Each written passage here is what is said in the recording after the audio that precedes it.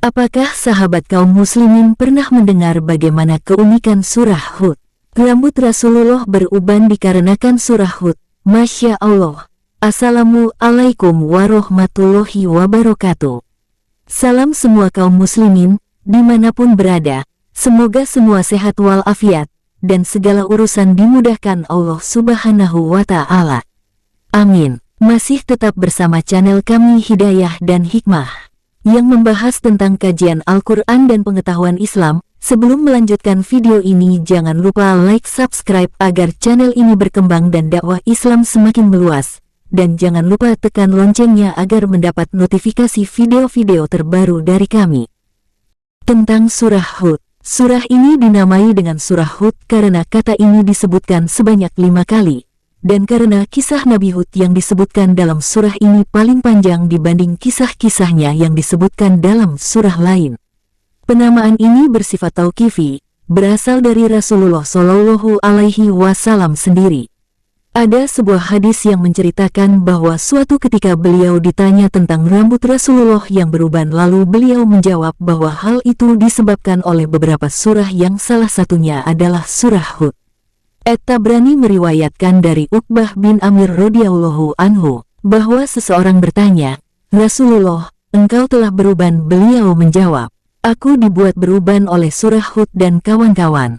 Diriwayatkan Tabrani. Versi lain dari hadis ini yang diriwayatkan oleh Al-Hakim dari Ibnu Abbas radhiyallahu anhu menyebutkan secara terus terang bahwa orang yang bertanya kepada Nabi Shallallahu Alaihi Wasallam adalah Abu Bakar radhiyallahu anhu, dan Ibnu Abbas menuturkan, Abu Bakar radhiyallahu anhu berkata, "Aku pernah bertanya kepada Nabi Shallallahu Alaihi Wasallam, apa yang membuatmu beruban?"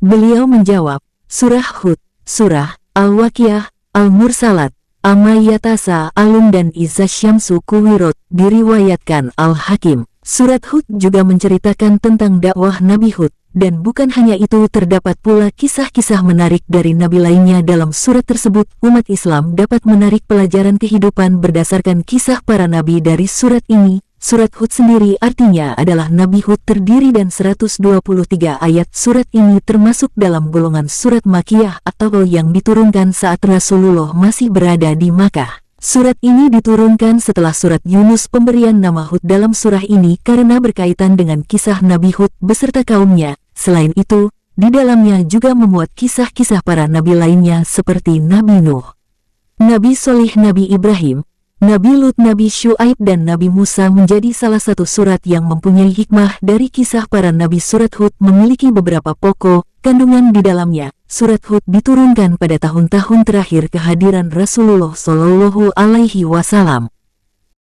Surah ini menjelaskan tentang penciptaan alam semesta dalam 6 fase, menjelaskan beberapa golongan umat manusia di akhirat nanti, menjelaskan tentang Islam yang melarang perbuatan berlebih-lebihan, larangan berbuat takabur, larangan berdoa suatu yang tidak mungkin menurut sunatullah. Allah berfirman dalam surah Hud ayat 50, yang artinya, dan kepada kaum Ad, kami utus saudara mereka, Hud. Ia berkata, "Hai kaumku, sembahlah Allah, sekali-kali tidak ada Tuhan bagimu selain Dia. Kamu hanyalah mengada-adakan saja." Nabi Hud merupakan keturunan Nabi Nuh melalui Sam bin Nuh. Nabi Hud diutus oleh Allah untuk menyampaikan dakwah kepada kaum Ad. Nabi Hud dan kaum Ad sama-sama merupakan keturunan Arab. Kaum Ad tinggal di daerah berpasir yang dikenal dengan sebutan Ahqaf, terletak di wilayah Yaman antara Onan dan Hadramaut. Di sana kaum Ad mendirikan kemah-kemah dengan tonggak yang besar dan tinggal di dalamnya. Kaum Ad memiliki bentuk tubuh yang besar dan kuat. Mereka hidup dengan cara berkebun dan beternak. Kebun-kebun kaum Ad sangat subur karena terdapat banyak mata air di daerah yang mereka gali. Kaum Ad dapat hidup sejahtera dari ternak dan hasil panen kebun mereka yang melimpah. Sayangnya kaum Ad tidak beriman kepada Allah. Mereka menjadikan berhala sebagai Tuhan. Berhala-berhala yang mereka sembah berjumlah 3, yaitu Sad, Samud, dan Hera. Mereka meyakini bahwa kehidupan hanyalah sebatas di dunia. Kaum Hud berkata, "Mana mungkin orang yang sudah mati di dunia akan dihidupkan kembali di akhirat," ujar mereka. Kaum Ad menolak meninggalkan berhala sebagai sembahan. Mereka beralasan bahwa menyembah berhala adalah tradisi yang diturunkan oleh para pendahulu mereka. Sudahlah, Hud, tidak usah menasihati kami. Apapun yang kau katakan, kami tidak akan meninggalkan agama nenek moyang kami, tegas mereka. Nabi Hud terus mendakwahi kaum Ad. Ia juga mengingatkan kepada mereka akan azab Allah yang telah menimpa para kaum terdahulu. Namun hanya sedikit dari kaum Ad yang mau mendengarkan. Sebagian besar dari mereka tetap mendustakan. Mereka bahkan dengan sombongnya menentang Nabi Hud agar meminta Allah menurunkan azab bagi mereka. Hei, Hud, jika kau memang seorang rasul, mohonlah kepada Tuhanmu untuk menimpakan azab kepada kami. Sungguh kami tidak akan tertimpa azab karena itu hanya diperuntukkan bagi orang-orang terdahulu, kata mereka.